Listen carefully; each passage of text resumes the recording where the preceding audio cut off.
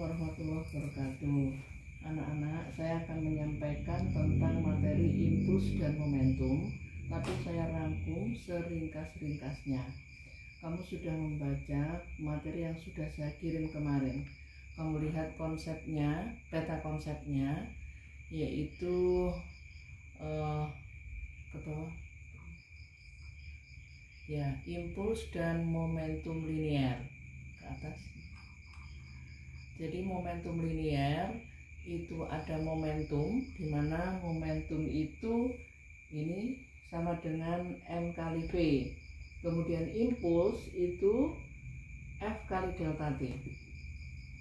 Kemudian di situ ada hubungan antara impuls dan momentum. Kemudian hukum kekekalan momentum linear. Berikutnya tumbukan. Tumbukan nanti ada 3, tumbukan lenting sempurna, lenting sebagian, dan tidak lenting sama sekali. Mari kita bahas sekarang impuls. Impuls tadi sudah saya sampaikan. Impuls itu F kali delta T, momentum itu M kali V. Kemudian hubungannya impuls sama dengan perubahan momentum. Jadi I sama dengan delta P. Impulsnya F delta T sama dengan M kali delta V, sehingga F kali delta T sama dengan M V2 dikurangi M V1. Kita tinjau satuannya. Impuls itu satuannya adalah F gaya, satuannya Newton. Kemudian delta T satuannya adalah sekon. Jadi satuan dari impuls adalah Newton sekon. Kemudian satuan dari momentum adalah M, satuannya kilogram. Kemudian P, satuannya adalah meter per sekon. Kalau kita tinjau, berarti Newton sekon itu apa sama dengan kilogram meter per sekon? Mari kita cek. Newton itu adalah Newton sama dengan kilogram meter per sekon kuadrat. Kemudian kali sekon, sekonnya hilang 1, sehingga ini kalau Newton kali sekon hasilnya sama dengan kilogram meter per sekon. Jadi sama dilihat dari sisi satuan. Kemudian pada bab berikutnya adalah tentang hukum kekekalan momentum. Jadi di sini hukum kekekalan momentum di materi juga sudah ada. Momentum itu M kali V. Jadi hukum kekekalan momentum adalah jumlah momentum sebelum tumbukan sama dengan jumlah momentum sesudah tumbukan. Jumlah momentum itu berarti adalah P1 ditambah P2 sama dengan P1 aksen ditambah P2 aksen. P-nya itu M kali V, jadi ini M1 V1 ditambah M2 V2 sama dengan M1 V1 aksen ditambah M2 V2 aksen. Maka inilah yang disebut dengan hukum kekekalan momentum. Jadi nanti pada setiap materi tentang momentum, hukum kekekalan momentum itu selalu dipakai. Berikutnya yaitu tentang tumbukan.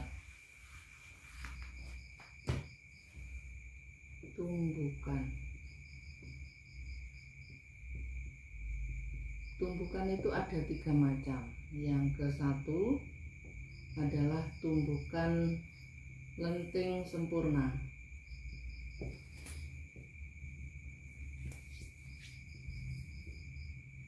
Yang kedua, lenting sebagian. Yang ketiga, tidak lenting sama sekali.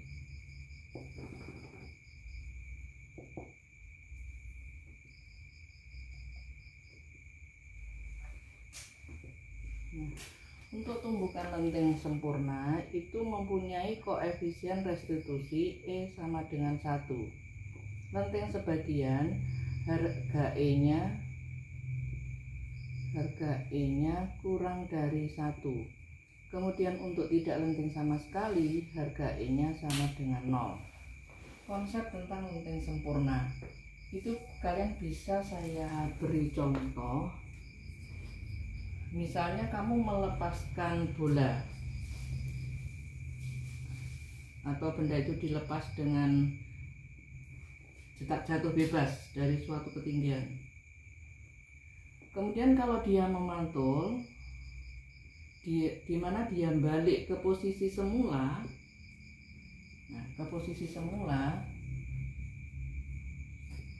maka ini dikatakan tumbukan itu lenting sempurna.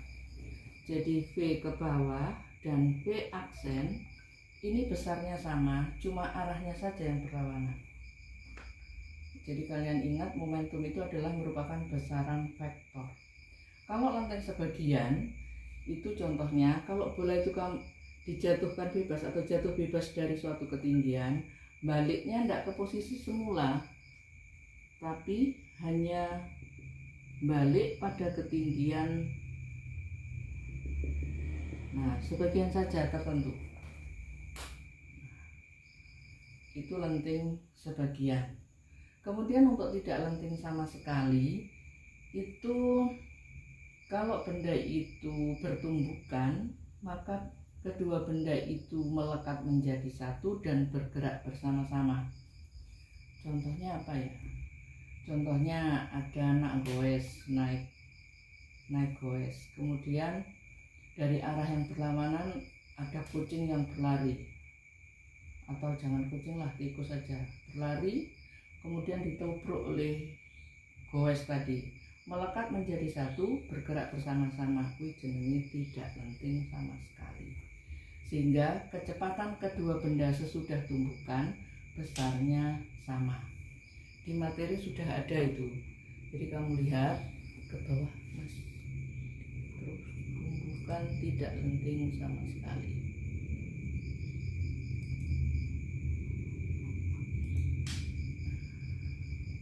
Terus yes.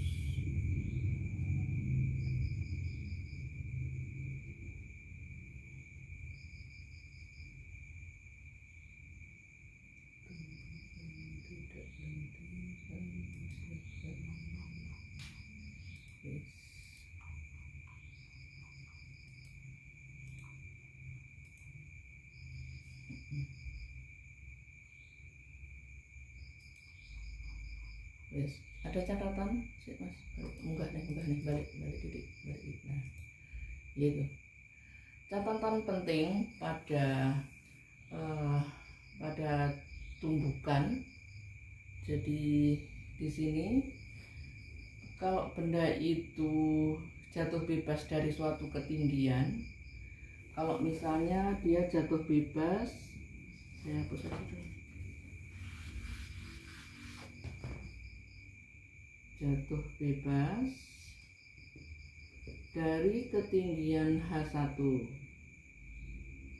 Kemudian benda balik ya di sini pada ketinggian H2, kemudian jatuh bebas lagi, kemudian balik lagi, ini memantulnya H3, maka kamu bisa lihat di situ E itu sama dengan akar dari H2 per H1. Jadi besar koefisien restitusinya itu akar dari H2 dibagi H1. Dan karena terjadi pada titik tumbukan yang sama, dapat ditentukan tinggi pantulannya itu menghasilkan perbandingan yang sudah ada juga di rangkuman kemarin atau materi yang saya kirim. H2 per H1 sama dengan H3 per H2, H3 ya, H3 per H2 sama dengan H4 per H3 dan seterusnya. Ini. Kemudian koefisien restitusi E itu sama dengan min V1 aksen dikurangi V2 aksen per V1 min V2. Mas, ubahnya Mas, koefisien restitusi rumusnya bener ya. Bener. Itu. Kemudian di situ sudah ada contoh soal, dan soal. Kita coba latihan soal paling bawah Mas, evaluasi. Paling bawah, evaluasi. Kita coba evaluasi. Isinya untuk evaluasi. Nah, wis. Untuk soal nomor 1, kita coba soal nomor 1. Benda bermasa 1 kg. Soal evaluasi. Soal nomor 1. Diketahui benda bermasa 1 kg, berarti M sama dengan 1 kg. Bergerak dengan energi kinetik EK sama dengan 8 Joule. Jadi energi kinetik itu pada materi yang kemarin ya, usaha dan energi. Maka besar momentum benda tersebut adalah, yang ditanyakan adalah momentum. Nah, di sini kamu tahu tadi bahwa momentum itu adalah M kali V. Padahal di situ yang ada EK. M-nya ada 1, berarti kamu mencari V. V-nya dari EK. Nah, EK itu sama dengan setengah MV kuadrat. 8 sama dengan setengah kali 1 kali V kuadrat. Kita kali silang menjadi 16 sama dengan 1 kali V kuadrat.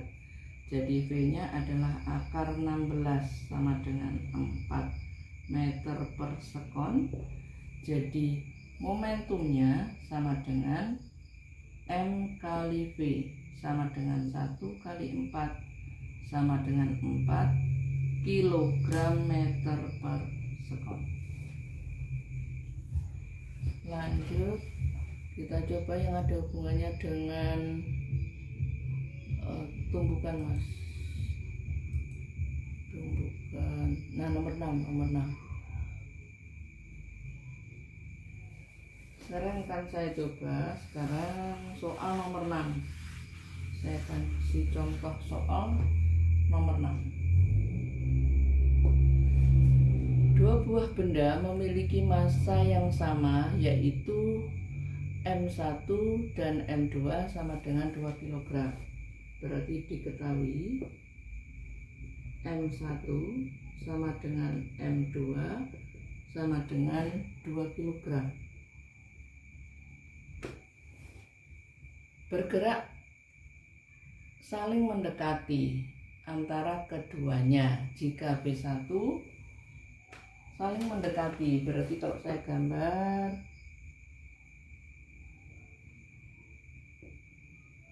ini V1, ini V2, berarti V1 nya sama dengan 10 meter per sekon. V2 nya karena arahnya berlawanan dan kecepatan merupakan besaran vektor, ini kan 20 meter per sekon, tandanya negatif. Contoh soal evaluasi nomor 6. Diketahui massa M1 sama dengan M2 sama dengan 2 kg, bergerak saling berlawanan arah. Sehingga kalau digambar seperti ini, V1 ini V2, V1-nya 10 meter per sekon, kemudian V2-nya 20 meter per sekon. Jika benda mengalami tumbukan lenting sempurna, tentukan kecepatan masing-masing benda sesaat sesudah tumbukan. Jadi ini V1 aksen dan V2 aksen jika E sama dengan 1. Dijawab ya. Jadi ini E-nya sama dengan min V1 aksen dikurangi V2 aksen per V1 min V2. Ini 1 min V1 aksen dikurangi V2 aksen per V1-nya 10 dikurangi min 20. Jadi 1 kali 30 sama dengan min V1 aksen plus V2 aksen. Pindah ke sini jadi plus, jadi 30 ditambah V1 aksen sama dengan V2 aksen. Kemudian pada setiap tumbukan itu berlaku hukum kekekalan momentum, sehingga masuk ke hukum kekekalan momentum. M1 V1 ditambah M2 V2 sama dengan M1 V1 aksen tambah M2 V2 aksen. M1-nya 2, V1-nya 10 ditambah 2 kali min 20, 2 kali V1 aksen ditambah 2 kali V2-nya diganti 30 ditambah V1 aksen. Ini 20 dikurangi 40, 2 V1 aksen, ini ditambah 2 kali 30 60 ditambah 2 V1 aksen. Ini adalah min 20, 60 saya pindah ke kiri jadi min juga 60 sama dengan 4 V1 aksen. Min 80 sama dengan 4 V1 aksen. Jadi V1 aksen sama dengan min 80 per 4 sama dengan min 20 meter per sekon. Kemudian V2 aksennya dimasukkan ke sini. Jadi V30 ditambah V1 aksen sama dengan V2 aksen. Sehingga 30 V1 aksennya min 20 sama dengan V2 aksen. 30 dikurangi 20 jadinya 10. Ini hasilnya. Jadi V1 aksennya min 20, kemudian V2 aksennya 10. Kalau kita kembalikan ke soal, itu kebalikan dari ini tadi. Makanya ini disebut dengan tumbukan lenting sempurna. Kalau misalnya kita coba tumbukannya lenting sebagian. Lenting sebagian itu berarti kita coba saja misalnya E-nya 0,5. Maka digantilah E-nya 0,5. 0,5 jadinya ini kali 0,5. Yang ini tetap ya. Jadinya ini 15. Kalau 15 berarti dimasukkan ke persamaan. Yang ini tetap, kemudian V2 aksennya diganti 15.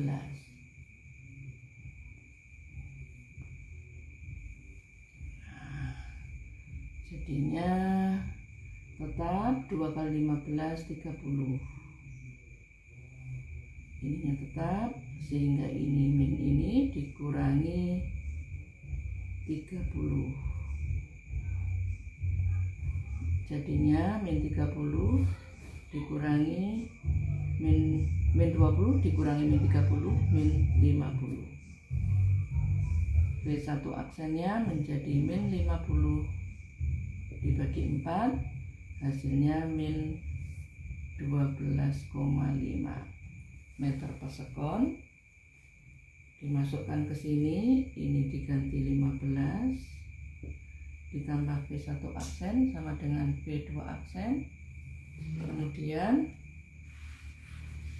V1 aksennya min 12,5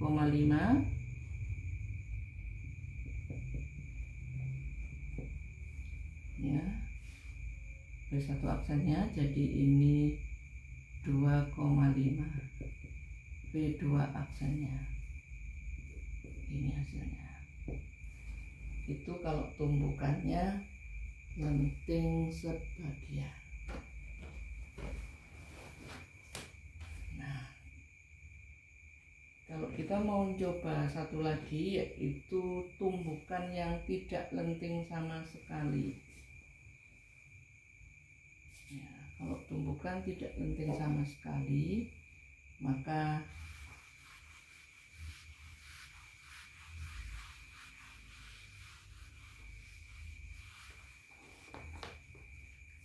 E-nya sama dengan 0. E-nya sama dengan 0, kamu tidak usah susah payah masukkan ke koefisien restitusi. Karena sudah tahu kalau tumbukan tidak lenting sama sekali, benda itu sesudah bertumbukan melekat menjadi satu dan bergerak bersama-sama. Maka langsung saja ke hukum kekekalan momentum. Jadi M1V1 ditambah M2V2 sama dengan dua benda melekat menjadi satu.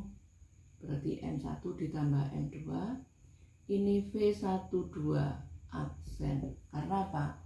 Kecepatan benda 1 dan kecepatan benda 2 sesudah tumbukan itu sama. Jadi lebih mudah kalau ini. M1-nya 2, V1-nya 10, M2-nya 2, V2-nya min 20. M1-nya 2 ditambah 2 kali V12 aksen.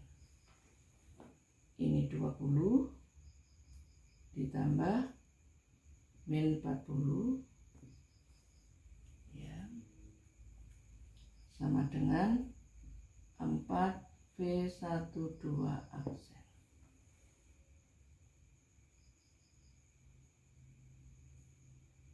Jadinya min 20 sama dengan 4V12 aksen. Jadi V12 aksen sama dengan min 20/4 sama dengan min 5 meter per sekon. Jadi kalau kita lihat berpikir secara logis begini, benda 1 bergerak ke kanan 10 meter per sekon, benda 2 bergerak ke kiri 20 meter per sekon. Masanya sama. Berarti logikanya masanya sama, kecepatan yang lebih besar kan ke arah kiri. Sehingga kedua benda itu melekat menjadi satu, bergerak bersama-sama ke arah kiri sebesar 5 meter per sekon. Seperti itu. Jadi yang lain kamu bisa coba sendiri. Contoh satu lagi yang ada bawahnya dengan H. Ke bawah Mas. Terus. Sekarang evaluasi nomor 9. Yang ada contohnya tentang ketinggian atau H.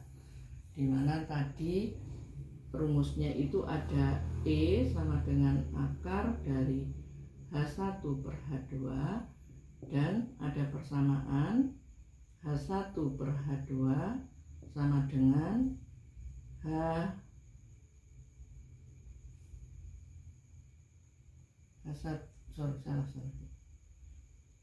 H2 per H1 sama dengan H3 per H2 sama dengan H2 per H1 sama dengan H3 per H2 sama dengan H4 per H3 dan seterusnya. Nah, di situ bola pingpong jatuh dari ketinggian H. Jadi ini H1. H1 itu ketinggiannya sebesar H. Kemudian dari atas lantai, jika pemantulan kedua terjadi pada ketinggian H per 16. Jadi benda ini jatuh, kemudian memantul. Ini pantulan yang pertama. Kemudian dia jatuh lagi. Pemantulan yang kedua itu setinggi H3, besarnya adalah H per 16. Nah, yang ditanyakan adalah tinggi pantulan bola pingpong yang pertama kali setelah jatuh bebas. Jadi setelah jatuh bebas, berarti ini yang ditanyakan. Ini yang pertama kali, yaitu H2 yang ditanyakan. Berarti dipakai persamaan ini. Persamaan ini saja. H2 per H1 sama dengan H3 per H2. Jadi yang ditanyakan adalah H2. Nah, H2 per H1-nya adalah H. Masukkan. H3-nya H per 16. H per 16 per H2 yang ditanyakan. Saya kasih garis. Atau saya tulis ini di bawah, agak di bawah sedikit. Jadi H2 per H1-nya H. H3-nya H per 16 per H2. Kalau sudah dikali silang hasilnya H kali H, H2 kali H2, H2 kuadrat sama dengan dikali silang H kali H per 16, jadinya H kuadrat per 16.